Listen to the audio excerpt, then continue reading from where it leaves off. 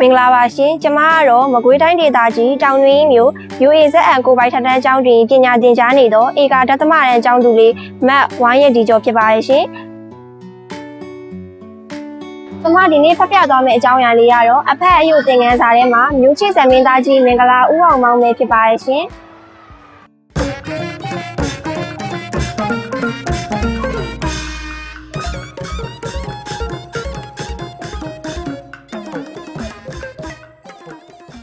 ်မြို့ချစ်ဇမင်းသားကြီးမင်္ဂလာဦးအောင်မောင်တောင်ထားကွာအောင်မောင်အောင်မောင်ခြေထိုးအောင်မောင်ပပဲတင်မောင်လဝဲအထက်ပါဆိုရိုးစကားတို့သည်ဇမင်းသားကြီးဦးအောင်မောင်ကိုအဆွဲပြုလျက်ပေါ်ထွက်လာခဲ့သည်မြမပြည်တလွှာအရက်သုံးစကားအဖြစ်လှိုင်သုံးခဲ့ကြသည်လင်းများဘွဲနေနေသဖြင့်မယုံနိုင်ဖြစ်နေလင်းဖြစ်စေလင်းများတောင်တနေသဖြင့်မရွေ့နိုင်ဖြစ်နေလင်းဖြစ်စေဝင်တော့ဝင်ပိုးများကြီးမားလေးလံသဖြင့်မမနိုင်မတည်နိုင်ပဲအဲခံနေလင်းဖြစ်စေအားထုတ်ကြိုးပမ်းကြရန်အချင်းချင်းအားပေးသည့်သဘောဖြင့်တောင့်ထားကွာအောင်မောင်ဟုဆိုလျက်ထမ်းဖို့တွန်းထိုးကြလေသည်အတူရှင်တွဲသွားကြရာတွင်တအူးဦးချောတိုက်ချော်လဲသွားပါလင်လဲအတူပါလာသူတို့ကအောင်မောင်ခြေတို့ကွာဟုအားပေးလိုက်တတ်ကြသည်အဆက်ပြေးစေရန်ဖြစ်သည်အထူးသဖြင့်ကလေးငယ်များချော်လဲသွားလင်အောင်မောင်လေးခြေထိုးကွာဟုလူကြီးမိဘတို့ကအားပေးလိုက်တတ်ကြသည်ကလေးမငိုစေရန်အားမငယ်စေရန်အဆက်ပြေးစေရန်ဖြည့်ဖြောက်လိုက်ပေးခြင်းသည်ဤသို့ဖြင့်ဦးအောင်မောင်၏နာမည်ကြီးခြေထိုးအကကိုဆွဲ၍အဆိုပါစကားနှစ်ရက်တွင်ကြံရခြင်းဖြစ်၏ဇက်တပင်လောကတွင်ဦးအောင်မောင်ကမောင်တင်တဲ့ဇက်ကိုအကောင်းဆုံးတင်ဆက်နိုင်သည်ရွှေမန်းတင်မောင်ကလဝဲတုံနရဇက်ကိုအကောင်းဆုံးတင်ဆက်နိုင်သည်ဟုသောအဓိပ္ပာယ်ဖြင့်အောင်မောင်ပပဲတင်မောင်လဝဲဟုဆိုရိုးတွင်ခဲ့ခြင်းလည်းဖြစ်၏ဦးအောင်မောင်ကိုမကွေးတိုင်းမြို့သစ်မြို့နယ်လဲလူရွာစာတီအဘဦးနေတို့နှင့်မင်းဘူးမြို့နယ်စင်ကောင်းရွာစာတီအမိဒေါ်ငွေပွင်းတို့ကလဲလူရွာတွင်မြန်မာနှစ်1959ခုနှစ်တော်တလင်းလဆုပ်9ရက်နေ့တွင်ဖွာ၍တနင်္ဂနွေသားဖြစ်သည်ငယ်မီမှာမောင်အောင်မောင်ဇမင်းသားအမီမှာအောင်မောင်ရဟန်းဖွဲ့မှာဩဘာသာဖြစ်၏မကွေးမင်းဘူးဒေသတို့သည်ဇက်စာဆိုဇက်စာရည်သူတပင်ပညာသင်များထွန်းကားရာဒေသဖြစ်သဖြင့်မောင်အောင်မောင်သည်လည်းတပင်ဝါသနာပါလာသည်မောင်အောင်မောင်73နှစ်သားအရွယ်တွင်ဇက်တပင်ပညာရှင်ကြီးဦးမတင်ကခေါ်ယူစင်တင်ကပြစေသည်ဦးမတင်၏သာစင်ကျော်လေးထံမှအခြေခံတပင်ပညာအချို့ရခဲ့သည်စင်ကျော်လေးရုတ်တရက်ကွယ်လွန်သွားခဲ့လေရာမောင်အောင်မောင်ဘုံပင်အောင်ကျော်စိန်အမည်ဖြင့်မင်းသားအဖြစ်စင်တင်ပြန်လေသည်တို့ရာတွင်မောင်အောင်မောင်၏အောင်မြင်ခံရသည့်အတန်ဩဇာကြောင့်အောင်မောင်အမည်ဖြင့်သာနာမည်ထွက်လာခဲ့သည်အောင်မောင်အမည်ထိုးထွက်လာသောအခါဝန်သားဦးမောင်ကြီးနှင့်သားဖြစ်သူမြင်းကြီးဦးပါဇန်တို့၏စောက်ရှောက်ပံ့ပိုးမှုတို့ကြောင့်ကိုပိုင်ဇက်အဖွဲ့ထူထောင်နိုင်လျက်တမ်းမီလမ်းမီဇက်တပင်အဖွဲ့ကြီးဖြစ်လာခဲ့သည်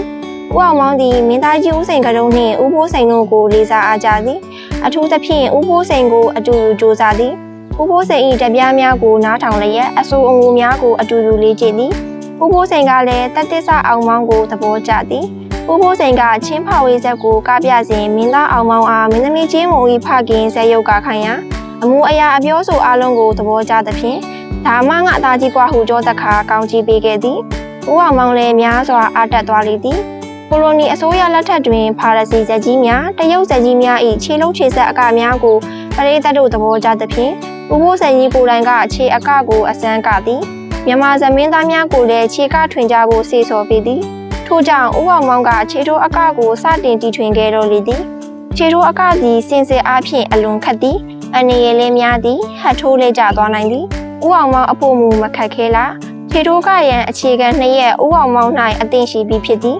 2ရက်ဆိုသည်ကချင်းနှုတ်ခတ်အတက်နှင့်လက်ဝေထိုးအတက်တို့ပါသည်ချင်းနှုတ်ခတ်အတက်တွင်ကိုဟန်ချိန်ဆမှုနှင့်ကာကျိုးကဟန်များပါဝင်နေသည်လက်ဝေထိုးအတက်ကလည်းခြေကိုခိုင်မြဲစေလျက်ကိုကြံ့ခိုင်စေသည်ဤရတဲ့2ရက်နှင့်ကာကျိုးကောက်ွက်များကိုပေါင်းဆက်လိုက်သောအခါအများအကြိုက်နာမည်ကြီးသည့်ခြေထိုးအကအပေါ်ထွက်လာပါတော့သည်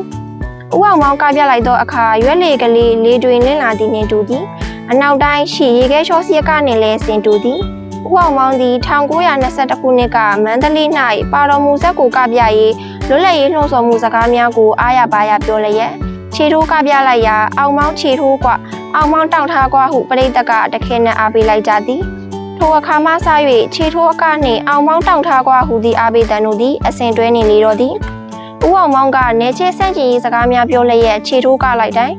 းတောင့်ထားกว่าအောင်မောင်ဟုအားပေးလိုက်ကြရမှထိုအားပေးစကားသည်လွတ်လပ်ရေးရရှိမှုအတွက်တောင့်ထားကြရန်နှိုးဆွဆေးစော်သည့်အတိတ်ပဲသို့တက်ရောက်သွားလေသည်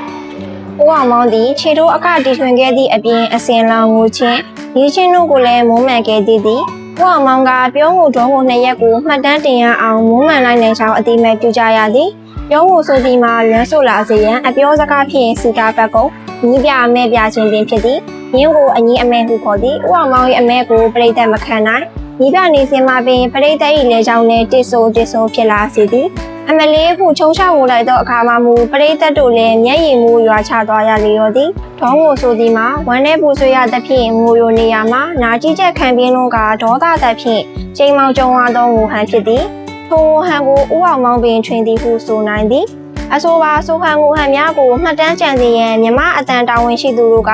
စာရေးဆရာသခင်တင်ဦးဇဘို့ဆိုင်ဆရာဦးလာမြိုင်တို့၏အကူအညီဖြင့်ဦးအောင်မောင်ဒေါ်ဗလပြန်ဦးလေလိုက်ဦးစနရော်တို့၏ဇခင်းပုံကိုအတန်ဖန်းအတန်လွှင့်နိုင်ခဲ့သည်ဦးအောင်မောင်သည်မျိုးချစ်စိတ်သက်အလွန်ထက်သန်သူဖြစ်သည်1938ခုနှစ်တွင်1300ပြည့်အရေးတော်ပုံကြီးဟူတွင်ခဲ့သောရေနံမြေတပိတ်တက်ဖွဲ့ကြီးရန်ကုန်သို့ချီတက်လာရာကျိုးပင်ကောင်းမြို့၌ဇက်ခနေသည့်မင်းသားအောင်မောင်ကဇက်အဖွဲ့နှင့်အတူစီတော်တီး၍ကြိုးစိုးဂုဏ်ပြုခဲ့သည်မင်းသားကြီးဦးအောင်မောင်သည်တနယ်တဲသားချင်းဖြစ်သည့်ဘူကျောင်းအောင်ဆန်းကိုလေးစားအားကြသူဖြစ်သည်ဇက်ကရာတွင်ဇက်စကားများဇက်သက်ချင်းများဖြင့်နေချက်ဆန့်ကျင်ရေးကိုနှုံဆော်ခဲ့သည်ဦးအောင်မောင်၏ဇက်ထုံများကိုတပြားသွင်းသည်ကိုယ်တိုင်လည်းဒေသအနှံ့ကပြခဲ့ရာဦးအောင်မောင်၏နေချက်ဆန့်ကျင်ရေးဇက်ကသံတို့မှာတနိုင်ငံလုံးပြန်လည်ရောက်ရှိခဲ့သည်